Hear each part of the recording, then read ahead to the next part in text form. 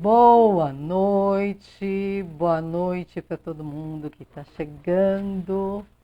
Muito bom estar com vocês mais uma vez para falar mais um pouco sobre o brincar. Tô devendo live de direito, né? Acho que a gente vai fazer. Acho que a gente faz na. Vou ver se eu consigo amanhã. Eu publico, tá bom? Para falar a respeito dessas questões escolares que vocês têm perguntado muito. Mas hoje, toda terça e quinta, nesse mês inteirinho, mês do Autismo Legal, a gente faz live com profissionais para falar um pouquinho mais sobre a importância do brincar, como nós pais podemos ajudar no desenvolvimento dos nossos filhos através do brincar. Quem ainda não conhece o app do Autismo Legal, o mapa do desenvolvimento infantil, deixa eu escrever aqui para vocês, eu já deixo fixado, app.autismolegal.com.br. Você não sabe o que é? Nós criamos, junto com a doutora Débora Kerches, uma neuropediatra espetacular e que vocês acompanham, quem não acompanha precisa acompanhar porque ela é maravilhosa, o mapa do desenvolvimento infantil, que é baseado nos marcos do desenvolvimento do CDC, onde os pais, através de perguntas e respostas, vão identificando, através de um algoritmo, um sistema todo, com todo um pensamento embutido, qual a área do desenvolvimento do filho e qual nível que ele está ali. Porque muitas vezes a gente aprende que a gente deve brincar com os nossos filhos, que o brincar ensina, mas se a gente não conhece um pouquinho a respeito de desenvolvimento infantil, a gente não consegue saber qual tipo de brincadeira que a gente faz com o nosso filho para ajudar a desenvolver aquelas habilidades que ele ainda não tem. E esse mapa está todo estruturado. Isso não existe em nenhum lugar do mundo. Isso é invenção totalmente brasileira. E a gente vai falar um pouquinho disso e de outras coisas com vários convidados ao longo do mês. E hoje a gente tem o prazer de conversar com a Malca. Deixa eu achar aqui. Malca, você está por aqui? Que eu não estou te achando. Cadê? Deixa eu caçá-la. Aqui, gente. Aqui. Chururu.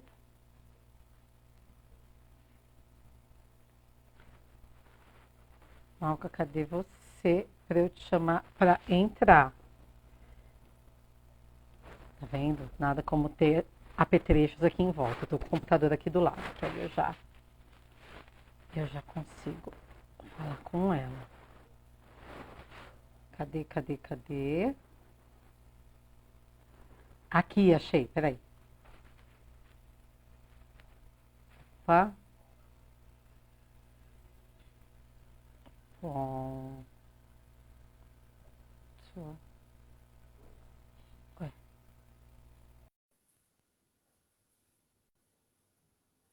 Agora sim. Só clicar no aceitar. Muito bom. Tudo bom? Ai, que prazer, tudo bem? E você, Carla?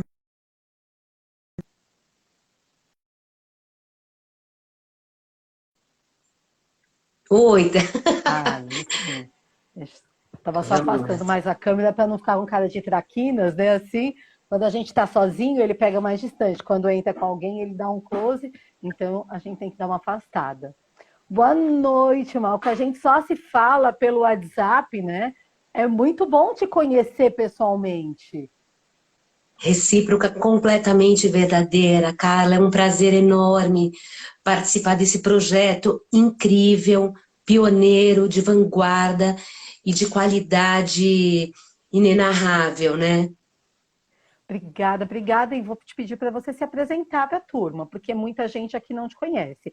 Malca, você é fonoaudióloga, mas conta um pouquinho mais sobre você e já vou emendar com uma pergunta. Como que o autismo entrou na sua história? Tá.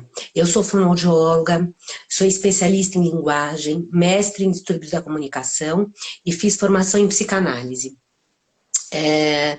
O autismo entrou na minha vida em várias etapas, né? Eu me formei em 99, então já há muito tempo. E eu lembro que em uma determinada época, uma instituição no Embu, em São Paulo, no estado de São Paulo, na cidade do Embu, Uhum. solicitou, fez um pedido para que estagiários fossem, então, prestar serviço para crianças autistas no Embu. E Você chegou já tinha lá. trabalhado com alguma criança autista ou ainda não? Já tinha trabalhado em estágios e tal, mas enfim, a nossa formação vai abrindo espaço e demanda para um monte de coisas, e sempre muito interessada nessa riqueza humana que a gente tem, nessa pluralidade de formas de existência e nessa condição de como que a gente melhora a nossa possibilidade de se relacionar, de se comunicar. Então, fui lá prestar esse serviço. E aí, muito bem, para minha surpresa, o pedido era crianças autistas e eu cheguei lá e não tinham nem crianças e nem só autistas.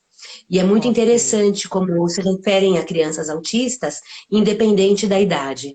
E aí lá começaram os meus questionamentos, as minhas perguntas, a separação de habilidades e de tratamentos por habilidades ou por inabilidades, por dificuldades ou por skills, né, por habilidades que essas pessoas possam obter, dados mais infantilizados, menos infantilizados, que a gente pudesse também entender que todo mundo tem os seus momentos de desenvolvimento e de amadurecimento.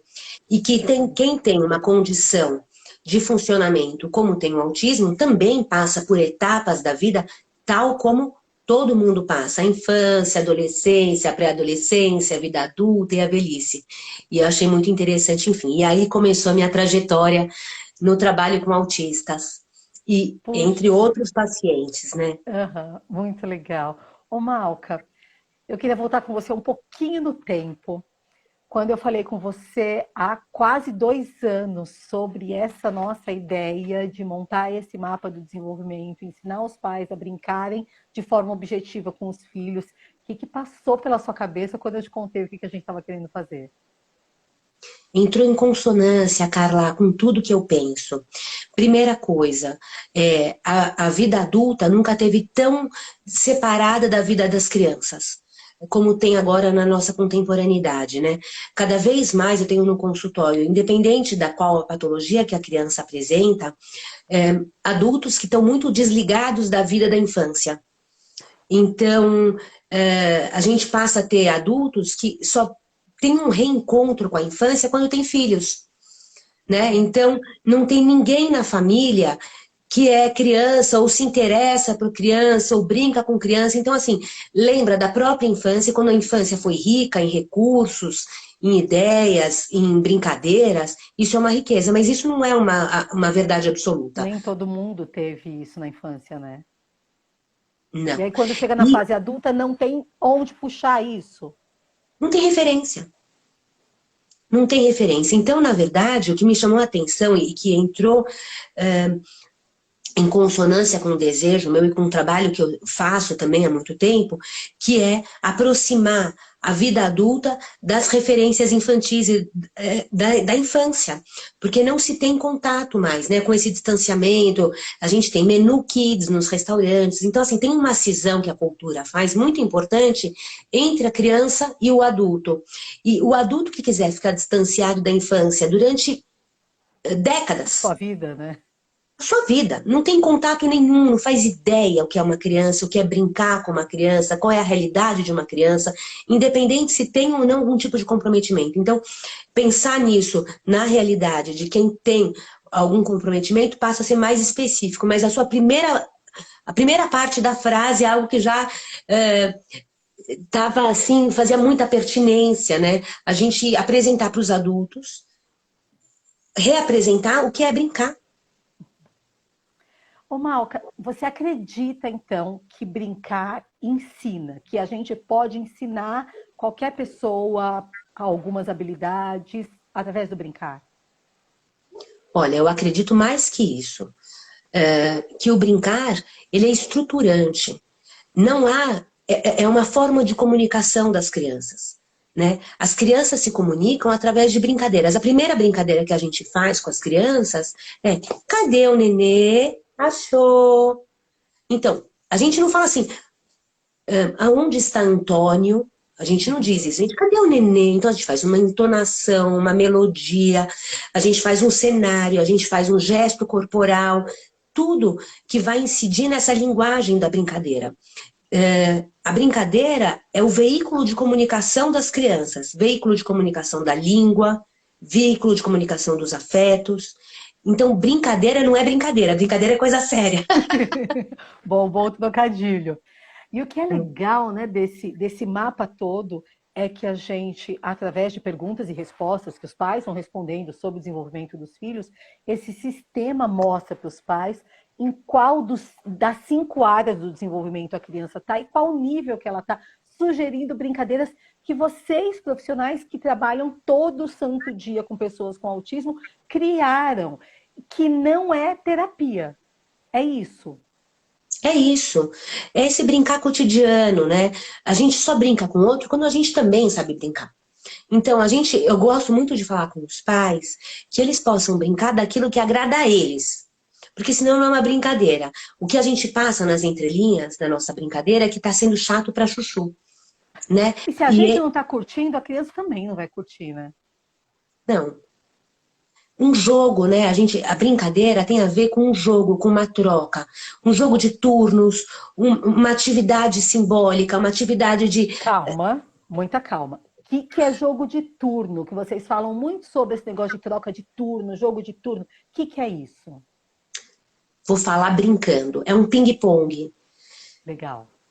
Então, o que é um turno? Tem alguém do lado da mesa e o outro do outro lado. Então, eu bato uma bolinha e o outro me rebate. Com uma força, com uma intensidade, com uma intenção e com uma direção diferente. E aí, eu tenho que rebater. Isso acontece num jogo de ping-pong e isso acontece num diálogo, numa brincadeira, numa atividade, que ela tem que ter ritmo, ela tem que ter cadência, que é, eu não posso falar assim, cadê o nenê? E daí eu vou tomar café. Perfeito, boa. Né? Então, assim, ele tem um tempo de espera, um tempo de latência, um tempo da graça. A gente tem que saber fazer isso. A E a gente tem que gente saber ser sabe. bobo. Eu, é, é, Depende.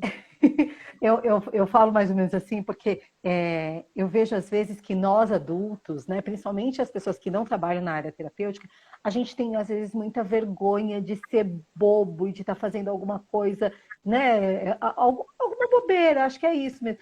E muitas vezes a gente precisa perder um pouco dessa nossa vergonha para que a gente exagere na forma de brincar, nas expressões, na festa e tudo, para que as crianças achem interessante. Ou Não, eu não. não acho que tem que fazer caricatura nenhuma. Eu acho que Tá. a gente se autorizar a ser quem a gente é. Tem gente que é engraçado por natureza, tem gente que é mais sério, e cada um vai poder brincar. Eu acho que o importante é a gente não querer transformar o outro num palhaço. Tem gente que se sente super bem fazendo alegorias, fazendo uma teatralidade, fazendo exageros, mas é muito importante que a gente possa legitimar a nossa condição humana, não só do autista, mas quem lida. Então, eu não preciso virar outra pessoa para lidar com o paciente, seja qualquer paciente que seja qualquer sujeito. Eu preciso agir com a minha verdade. E é muito interessante como isso conecta, isso liga, isso gruda. A gente diz que isso adesiva. E é isso que é muito importante. Se eu sou uma mãe mais tímida, mais pacata, eu não preciso virar aquela festa para o meu filho gostar de mim. Ele já gosta do meu. E talvez se eu sou muito tímida, se eu fizer palhaçada demais, a criança vai achar esquisito. Eu penso que quanto menos alegoria, melhor. Que a gente possa ser exatamente como a gente é. Tem gente que tem uma condição maior de brincar, de fazer brincadeiras, de fazer jogos, de esconder, achar, de fazer piada, de agir com ironia, de fazer metáforas, de contar historinha, de inventar. Claro que quando os pacientes chegam no consultório e falam, Malca, não vai dar pra. Eu falo, bom, eu faço isso há 25 anos. Né? E fora, então, eu tenho 25 anos na clínica, eu tenho a minha própria infância. E além do consultório, tem a infância dos meus filhos, que eu também acompanhei. Então, são vários lugares diferentes de você viver a infância. Então, você vai ter um repertório para criar coisas. As crianças se conectam muito, seja em qual condição for, quando a gente fala a verdade com elas. Então, Ai, que comida ruim! E a gente faz uma careta, mas que essa careta é minha, eu não tô inventando uma careta. Sabe que tem um livro super interessante, que eu sou apaixonada, que chama O Palhaço e o Psicanalista, que é do Christian Dunker e do Tebas. Tá. Marcelo Tebas, me perdoa se eu falei o primeiro nome errado, Enfim, é Tebas, Tebas a o gente sobrenome. acha. É.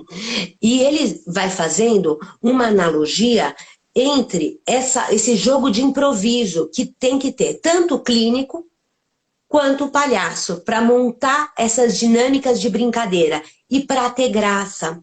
Então, o psicanalista, por exemplo, o fonoaudiólogo, o médico, o terapeuta ocupacional, o clínico que seja, ele precisa manter essa dinâmica clínica de improvisar, de poder. A gente não vem com todas as armas prontas, a gente vem com os instrumentos. A receita acontece na hora, porque quem traz os ingredientes é o outro, Verdade. né? Então, a gente não sabe qual é a gracinha que a gente vai fazer, nem se vai fazer gracinha, Se vai né? rolar, gracinha, né? Não, não. Mas às vezes, eu acho que é importante que a gente possa. Primeiro, para começar a brincar, a gente tem que se sentir à vontade. A gente não brinca tenso. Ninguém brinca no momento de tensão. Então, a gente se autorizar a ser a gente é a primeira coisa. E aí a gente vai brincar como a gente sabe. Não preciso ser engraçada para brincar. Uma brincadeira não precisa ser uma piada. Uma brincadeira é um jogo de esconder e achar, de transformar uma coisa em outra. Eu pego uma massinha, eu pego um copo e falo, ai, que quente! Não tá quente, é água. Mas eu posso fazer de conta, pronto, já fiz uma brincadeira. Ei, segura, tá muito quente, me ajuda aqui, por exemplo. Pronto, já foi a brincadeira, né? Então a brincadeira é poder transformar alguma coisa que tá do ponto de vista concreto, óbvio, em uma outra possibilidade de existência. Ressignificar objetos, ideias, né? Que é, que é tanto aquilo que vocês falam do faz de conta, que é tão importante que muitas pessoas com autismo têm muita dificuldade, né? Do imaginar que aquilo não é exatamente aquilo que eu estou vendo. Sair do concreto, é isso mesmo. Ô, Malca, você é especialista em comunicação, né? A sua Isso. mega formação é em comunicação. E você sabe muito melhor do que a gente que as pessoas com autismo, na maioria esmagadora das vezes, inclusive a critério diagnóstico, têm muita dificuldade na comunicação. E na alimentação, né? Também, né? E tantas outras, aí, se a gente abre o leque, Mas tem do tanta ponto de vista do coisinha. aspecto fonoaudiológico, né? Eu estou Aham. pensando, aqui como fonoaudióloga, que tipo de contribuição eu posso trazer para o público que está acompanhando a gente? Exatamente. Que dica! Eu sei que, né, cada caso é um caso, cada pessoa é diferente uma da outra e tudo. Mas se você pudesse dar para a gente, aí a gente tem uns 10 minutinhos ainda, umas duas dicas. Uma com Só. relação. Só se acredita, passa tão rápido, né? A gente estica um pouquinho, tá valendo. Vamos começar com alguma dica de comunicação. Muitas vezes a gente fala assim, mas meu filho não fala. Vamos explicar essa questão do não falar e não se comunicar? Vamos. Aí me passa tanta coisa pela cabeça e eu penso, como é que eu vou falar isso em 10 minutos? Você podia falar umas 2 horas, pelo menos, né, sobre Ai, isso. para começar! Então é assim. é, Falar, a gente chama de comportamento verbal. Então, falar é o resultado, é um gesto de emissão. Então, para eu me comunicar com o outro, antes de eu poder me comunicar, como fazem os bebês em qualquer situação, eles se comunicam sem falar. Vamos pensar num bebê típico, tá? Os bebês se comunicam sem falar, verdade ou não? Verdade. E as crianças que vão tendo alguma questão de desenvolvimento de linguagem também podem se comunicar sem produzir necessariamente a fala, e ela ser adquirida a posteriori. Então, primeiro, a fala é uma expressão verbal, mas isso não significa que eu não esteja entendendo, que eu não esteja... A verdade é que compreender 100% do que o outro diz, vamos falar entre a gente, ninguém compreende. E por isso que há tanta dificuldade e tantas questões relacionais, porque eu digo uma coisa e você entende outra. É Então, importante a gente 100%. entender isso, né? Porque senão a gente acha que porque nossos filhos estão fazendo terapia, que vai ficar tudo perfeito, né? E não tem, não existe o perfeito, né? Não, a condição humana prevê, a gente fala assim que a linguagem, a estrutura da linguagem por si, ela é polissêmica. O que quer dizer polissêmica? Isso é uma palavra técnica, mas quer dizer assim, pode ser qualquer coisa. Ela não tem uma relação. Então eu digo cadeira, por exemplo, eu vou dizer para você assim, puxa vida, que sol lindo que tá agora. Bom, agora são 9h30. Não tem sol lindo nenhum. Então, o que eu estou dizendo com isso? A palavra que eu estou falando não tem nada a ver com o que eu disse. Eu estou promovendo uma ironia, certo? A gente vai tendo deslocamentos de linguagem. Então, a compreensão, ela vai muito além da condição da nossa, de a gente dividir um mesmo idioma, de dividir um mesmo código, a mesma língua, né? Então, vamos lá. Como é que eu entendo se o outro está entendendo? Como é que eu consigo imaginar se o outro está entendendo? Primeira coisa, acho que é muito importante dizer. Durante muito tempo, acreditou-se que as crianças desenvolviam autismo porque os pais tinham alguma questão de investimento para os filhos. Existem pesquisas muito recentes, dos últimos 20 anos para cá, eu acho muito recente, para pensar há quanto tempo existe a humanidade, né? Com crianças que desde muito cedo não reagem às emoções dos pais. E de alguma forma isso vai minando também a relação entre a criança e o bebê. Entre a mãe e o bebê, entre o cuidador e o bebê. Então uma coisa é eu dizer, ai filho, a mamãe chegou, e ele dá aquele sorriso. Eu vou fazer isso 800 vezes. Outra coisa eu digo, filho, a mamãe chegou. E nada acontece. E aí o que se via era que crianças que desenvolviam o autismo tinham pais que não eram efusivos, que não traziam mais... Porque essa reação das crianças mina nos pais também a condição de investimento. Isso é um pessoal da França, e um dia a gente conversa sobre isso, mas acho que é muito importante pontuar isso. Os bebês têm alguma coisa de origem que são pouco reativos às questões relacionais. E isso vai fazendo com que os pais, que são gente, que tem afetos e que também, como qualquer um, vão reagindo de acordo com as respostas que vão tendo do bebê, essas respostas vão diminuindo também, e esse incentivo. Então, o que se tinha antes na clínica é ver pais muito desanimados, e desanimado tem a ver com a origem da palavra ânimo, e ânimo em grego quer dizer energia vital. Tô falando rápido aqui, que eu sei da hora. Os pais tentavam brincar com a criança não respondia, tentava se relacionar, a criança não relacionava, eles desistiam.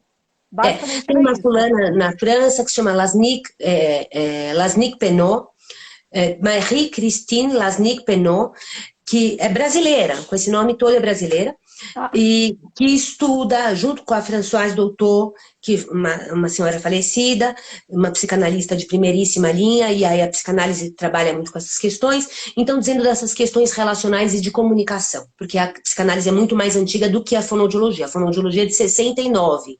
Então vale a pena a gente pensar e colocar datas nisso, né? Por isso que a gente se remete a outras ciências também, porque a fonoaudiologia também é muito recente. Bom, muito bem. Então, para a gente se comunicar com um bebê, a gente pode ver expressão do olhar, o giro da cabeça. Muitas vezes os bebês, depende do nível de comprometimento, pode funcionar como se não escutasse. Então você chama e a criança não reage nem a um trovão. E de repente reage a um barulhinho desse. Né? Então, isso também pode comprometer essa relação. Então, a gente não desinvestir no sentido de entender que água mole em pedra dura, tanto bate até que fura. Isso não é um provérbio clínico, mas acho que vale a pena entender que é desse investimento. É do investimento. E que as coisas não acontecem de uma hora para outra, né, Malca? Porque principalmente nós pais assim de crianças atípicas, a gente ouve muito, vocês terapeutas falando, né, das terapias e do desenvolvimento, a gente ouve histórias de criança que não falava, daqui a pouco está falando, criança que não fazia isso, agora está fazendo, e parece que as coisas aconteceram de um mês para o outro, parece que a gente começou a terapia e daqui 15 dias a gente tem uma outra criança dentro de casa, acontecem coisas incríveis, mas demora para que isso aconteça, né?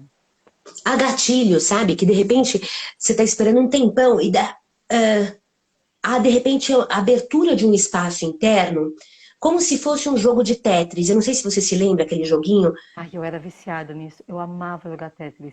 Bom, E esse espaço, às vezes, fica preenchido de figuras que não formam coisa, que não formam sentido. De repente, tem uma caída de ficha, a gente usa esse termo ainda, né? O pessoal que está assistindo a gente acompanha a caída de ficha. Quem entendeu caída de ficha, a gente já sabe que vocês são da nossa época, tá valendo. São contemporâneos, tamo junto. Daí, assim, ó, quando tem essa condição de significar o que está acontecendo, a gente tem uma liberação de espaço interno, e aí entra o novo. Então, é como se fosse um joguinho de Tetris, eu gosto de imaginar assim. Você vai juntando pecinhas, de repente fica azul, azul, azul. E abre um espaço de 3. Você fala, de repente aconteceu. E de repente abre espaço para o novo, que são espaços de elaboração. Isso acontece em pessoas típicas ou em pessoas com condições atípicas. Isso é um funcionamento humano. E tem uma condição de maior ou menor permeabilidade do mundo, como se a gente tivesse filtros. Eu gosto de pensar como se o autista, e daí a gente fala do espectro, que é esse Pantone todo ali, né? Que deixa de ser o diagnóstico é autista, não é autista, para fazer parte de um espectro. O que significa isso, né? Você tem scores, então você não diz se é ou se não é. Às vezes tem um comprometimento, esse comprometimento é muito leve e ele passa a ter esse diagnóstico. Mas lá no comecinho que quase que não é, ou muito específico para um lado, ou muito pensando numa régua mesmo, que vai do 0 ao 100, sei lá, como se a gente pudesse classificar. Antes a resposta era tem ou não tem. Agora é não tem, e se tem, em qual lugar dessa régua, a gente pode localizar isso. E isso vai fazendo com que a gente possa modular os nossos investimentos, as nossas condutas, as nossas expectativas. Agora, eu gosto muito de pensar que sempre o investimento é para o humano. Não existe ganho sem investimento, nem na área das humanas, nem na área das exatas. Se alguém me disser que ganhou um prêmio e que não investiu, me conta como fez, porque eu nunca vi um negócio dele, né?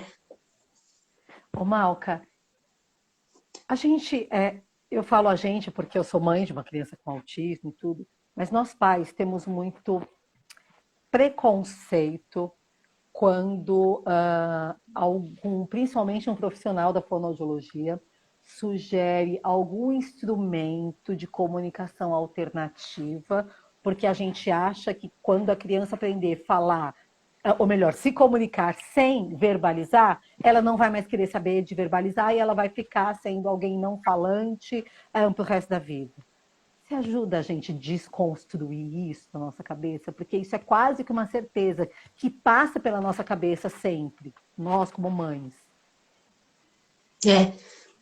Ixi, então vamos lá. Eu de alguma forma concordo que depende da condição, se a gente faz um investimento precoce para uma comunicação alternativa, a gente lima a condição do outro de falar.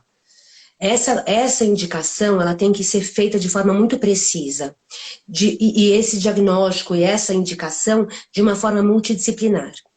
É uma coisa muito séria para se trabalhar, e há pessoas que têm um comprometimento tão grande e que essa é a condição que ela tem. A gente vai dando instrumentos para ela se comunicar, e essa passa a ser uma possibilidade. Mas eu penso que crianças muito pequerruchas que são incentivadas a uma comunicação alternativa antes do incentivo para a oralidade, do ponto de vista da neuroevolução, da capacidade de evolução neurológica, a gente sabe muito das podas neurais. Acho que eu vou falando desses termos porque eu imagino que seja algo muito corriqueiro nas famílias que vão buscando conhecimento. E sei que muitas vezes todos os pais de crianças que têm qualquer comprometimento, em qualquer nível. A gente vai ficando especialista no assunto. Você é especialista no fulano. Não é no autismo, mas como o autismo funciona no fulano. Como a cardiopatia eu sou funciona. Em Gabriel, né? Eu sou especialista no autismo do Gabriel. Eu estudo muito o autismo, mas o autismo dele, estou para ver alguém que entenda tanto quanto a gente em casa. Isso é Quem importante que eu convive, entenda. isso é espetacular. Eu acho que tem uma questão que é muito importante. Os especialistas são especialistas. E a gente entende das questões genéricas grandes e a gente vai tentando fazer, na medida do possível, cada um tem uma técnica, cada um tem um paradigma, um lugar de conhecimento, mas para criar algo especial para cada paciente. É assim no meu consultório que eu trabalho. Entender aonde o paciente se conecta comigo. Em qual lugar? Então, um adora fotografia. É lá que a gente vai pensar. O outro adora carros. O outro se interessa porque Dinossauro. vão criando dinossauros, interesses específicos, né? E daí tem a ver com a minha possibilidade de me adaptar ao outro. E não o outro a mim, porque é ele que está pedindo ajuda e não eu a ele. Uhum. Então, diga. Entender esses interesses específicos do meu filho me ajuda a me conectar com ele, então. Sem dúvida, e eu penso algo muito importante. A gente vive um momento de grandes especialistas, o que é maravilhoso por um lado. Mas, por outro lado, muitas vezes os pais se desautorizam do conhecimento a respeito do filho, como se um especialista pudesse dizer algo que eu vejo no dia a dia e que não corresponde a uma realidade, sendo que ele viu o meu filho em meia hora, uma hora, né? Então, acho que é muito importante que os pais não, de forma alguma, entendam que o conhecimento deles é menor do que o conhecimento do médico, ou do conhecimento do fonoaudiólogo, ou do conhecimento do psicólogo, do terapeuta ocupacional, do fisioterapeuta, da psicopedagoga. Cada um sabe do seu lugar e nenhum conhecimento é menor do que o outro. E é muito interessante como muitas vezes os pais chegam no consultório desautorizados de pensar a respeito dos próprios filhos, porque, bom, eu não sei, quem sabe é Eu não você que é sei o nada, né? especialista. Não é verdade. Não é verdade. Não é verdade. Eu gosto de pensar que a gente trabalha junto. Quando a gente atende um paciente, eu não atendo o paciente. Por exemplo, seu filho chama Gabriel. Eu não vou atender o Gabriel, eu atendo o time do Gabriel. O Gabriel, ele é representado pela família, ele é representado por médicos, muitas vezes tem neurologistas, foniatra, tem especialidades envolvidas. Para que eu vou querer dominar sozinho um conhecimento? É muita prepotência clínica. Desculpa o francês, mas eu acho muita prepotência clínica. Cada um que entenda do seu quadrado, isso é maravilhoso. É maravilhoso se eu puder executar bem o meu papel e me comunico com outro que entende bem o papel dele. E a família que entende bem o seu. Aí a gente forma um time Campeão, né? campeão. Não dá para o Neymar querer ser zagueiro. Boa. Ô, Malca, você sabe que muitos pais não têm a menor ideia do. Vou só esticar mais um pouquinho, posso te esticar mais um pouquinho? Com o maior prazer. A gente aproveita mesmo. Você sabe assim que muitos de nós pais não temos a menor ideia do que acontece da porta para dentro da terapia, né? O que a gente até sabe que é errado, que a gente deveria saber o que está acontecendo, quais são os objetivos e tudo, mas na maioria dos casos os pais não sabem o que está acontecendo ali, o que está sendo trabalhado, quais são os objetivos. Como que eu, mãe, posso chegar até o profissional para perguntar isso sem parecer que eu estou tentando ensinar o profissional a trabalhar? Porque muitas mães às vezes falam isso, né? Eu sempre falo, perguntem tudo, e muitas mães respondem, olha, eu fui perguntar e a pessoa falou que ela que sabe o que ela está fazendo, se eu quero tratar meu filho no lugar dela e tudo. Tem alguma dica para a gente chegar Já fiz careta, a né? Eu não essas sei disfarçar. informações? É, é... eu gosto muito de pensar o seguinte: a gente escolhe as pessoas com quem a gente trabalha, né? Eu penso muito que é muito importante que as famílias possam se sentir confiáveis, confiantes e tranquilas, e as famílias acolhidas, não só as crianças acolhidas. Aonde a gente não se sente acolhida, a gente muda. Se é importante para você se sentir acolhida e se sentir entendida na sua dúvida, e você não está tendo esse espaço, porque o lugar onde a gente trabalha com as crianças é o lugar onde a gente trabalha famílias. Quem está trabalhando as crianças sem trabalhar as famílias, esqueceu o conceito de infância. Na minha opinião, e eu digo isso sem nenhum pudor, Porque as crianças não são seres independentes. Elas nascem numa condição que a psicanálise chama, e eu falo da psicanálise porque ela falou antes da fonoaudiologia, numa condição de desamparo. Qualquer criança humana nasce numa condição de desamparo. Isso significa o quê? Que a gente depende, a gente humanos, depende do outro para se constituir. Na medida em que eu dependo do outro para me constituir, qualquer humano, em qualquer condição, como é que eu faço uma asepsia, uma divisão, um corte e digo, eu cuido daqui? Claro que a família pode perguntar, e muitas vezes, claro que também tem famílias que... São mais acho que uma ansiosas? coisa... Não só ansiosas acho que faz parte, né? Que buscam, acho que a gente não pode esquecer que a gente vive num tempo onde tem o Dr. Google. Eu brinco que quando os pais vêm ao consultório, eles querem uma segunda opinião, porque a primeira eles já pegaram no Google, que é o que eu também faço, né? Os pais vêm ao consultório para pedir uma segunda opinião. Uhum. Ou E, só para confirmar o que obviamente, o Google falou, né? A gente chega com isso, para diagnóstico, com confirmar. prognóstico, com pedido médico, com medicação, a gente já chega com tudo pronto às vezes. Tudo. E aí, quantas e quantas e quantas vezes a gente não tem, e não dá para apagar essa realidade, porque essa realidade não é só minha clínica, ela é minha como gente também. Quando tem algo que dá num exame meu, que eu não sei o que que bom, tendo o Google na mão, eu vou dar uma xeretadinha lá. E daí, mesmo que minha médica diga, olha, Malca, é assim, assim, sabe? Eu digo assim, eu fui pesquisar, e os instrumentos de pesquisa, eles estão lá. E por que que a gente não pode questionar? A gente pode questionar. Acho, como diz a outra, de muito bom tom a gente poder questionar e de muito bom tom que a gente possa responder. Evidentemente que eu não vou ensinar para você, você é advogada, a respeito de direito. Eu posso falar assim, Carla, eu descobri que tem um negócio, faz sentido isso para você?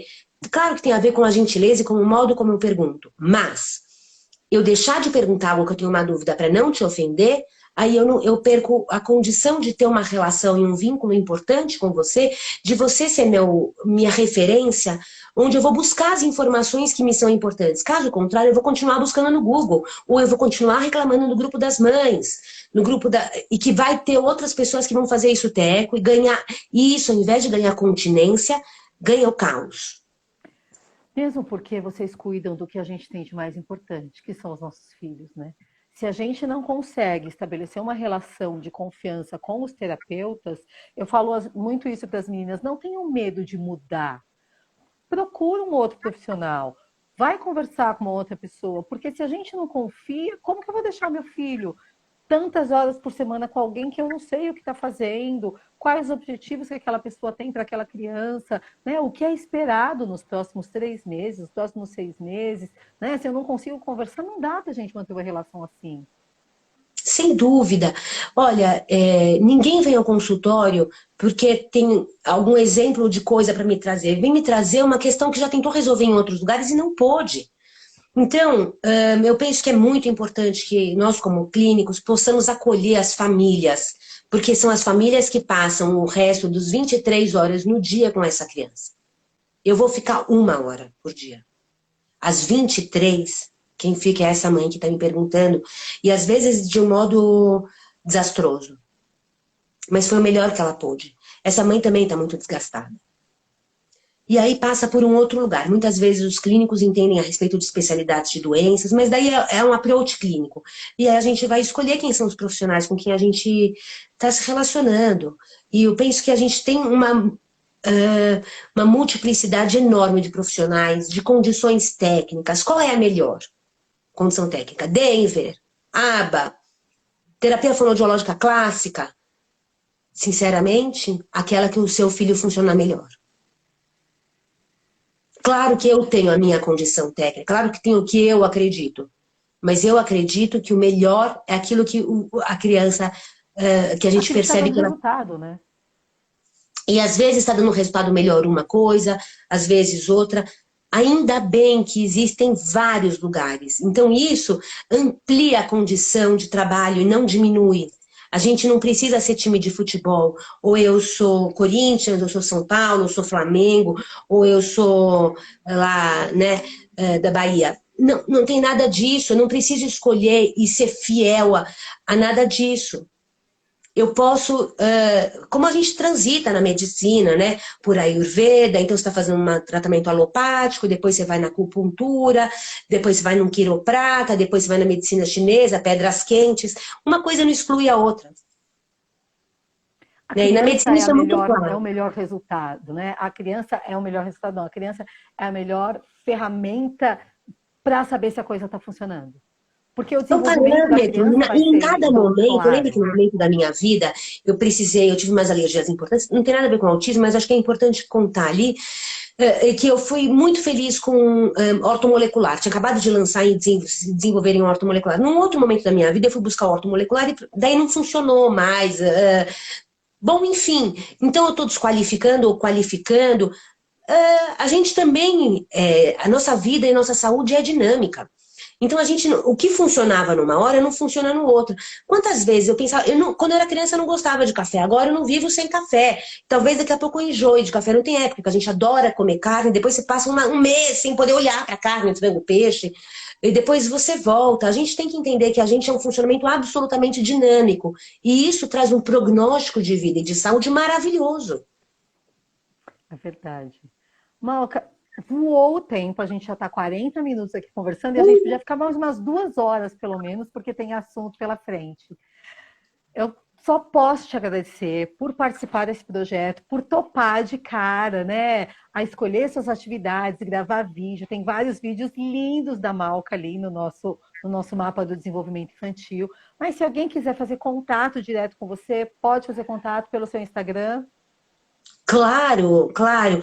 Meu Instagram tem direto meu celular cai direto no meu WhatsApp, eu não tenho intermediários porque eu prezo essa relação direta entre quem me liga e com quem eu quero falar. A relação de comunicação para mim é essencial. Então, às vezes não é imediata, mas é comigo mesma. A culpa é toda minha. Adoro. Sua culpa é muito boa, inclusive, viu? Eu vou me responsabilizar por isso e assumo ali. Carla, eu queria te cumprimentar profundamente por esse pioneirismo, por essa condição que você traz para as famílias e para as crianças de desenvolvimento.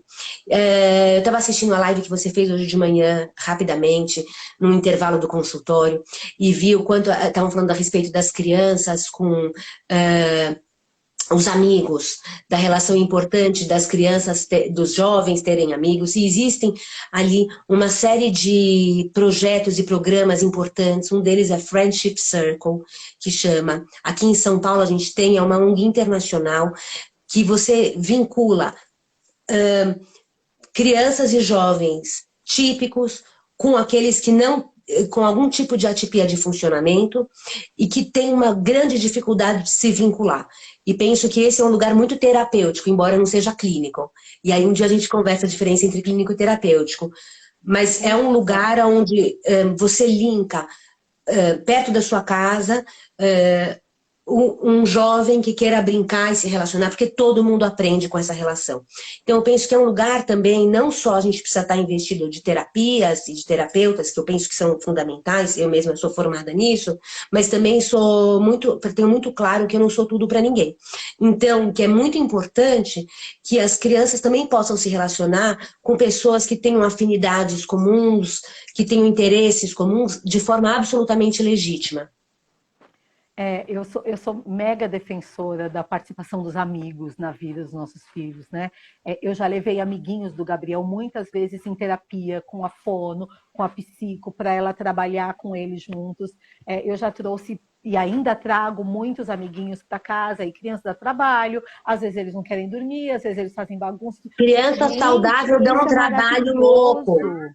Não é? Assim, então eu defendo muito essa questão da gente investir nas amizades e ajudar os nossos filhos a fazerem amigos, porque não é tão simples assim fazer amigos quando você tem uma dificuldade na comunicação, você tem uma dificuldade com frustração, você tem uma dificuldade com flexibilidade. É complexo ter amigos E a nesse gente tem um momento. mundo muito limitado, né? A gente também vive numa sociedade muito limitada, onde as pessoas têm muita dificuldade, como diz a música do Caetano, Narciso não gosta daquilo que não é espelho, né? Então a gente tem muita dificuldade de se vincular, isso em qualquer condição com alguém que não é idêntico a gente. Isso é um empobrecimento cultural e social absurdo para todo mundo. E penso que é muito importante que a gente possa fazer essas apresentações. E o que você está fazendo, Carla, é de uma grandeza que eu não sei se você tem, eu imagino que você tenha, mas do ponto de vista clínico, é uma alegria encontrar gente que entra no mesmo movimento que você, querendo desmistificar a ciência de forma absolutamente clara e democrática, para quem quer entender, sem ficar falando fonoaudiologês, psicanalês, medicalês, né? E você faz isso com as leis, para os pais dos autistas. Então, puxa, que trabalho, assim, de valor inestimável. Obrigada do carinho, obrigada, obrigada. Acho que a gente tenta fazer aquilo que a gente gostaria de ter encontrado quando a gente recebeu o diagnóstico do Gabriel há 8 anos atrás. A gente aprendeu muito durante esse tempo, nós estudamos muito, nós investimos muito no conhecimento, mas a gente sabe que nem todo mundo, de repente, teve as mesmas oportunidades que nós tivemos.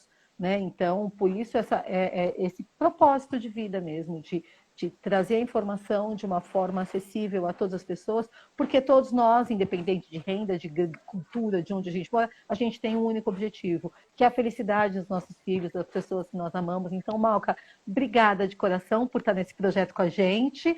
Um prazer enorme, uma honra, de verdade, cara. Obrigada. E logo, logo a gente abre para mais atividades, para mais profissionais que queiram entrar para participar, porque quanto mais gente envolvida, maior informação disponível para as pessoas e quem sabe a gente consegue fazer uma revolução Mais do bem aí fortalece para essa todo mundo. rede, né? Sem É isso dúvida. aí. É Um isso beijo aí. grande para você. Beijo para todo mundo, fiquem com Deus, bom descanso e tchau, tchau. Tchau, tchau.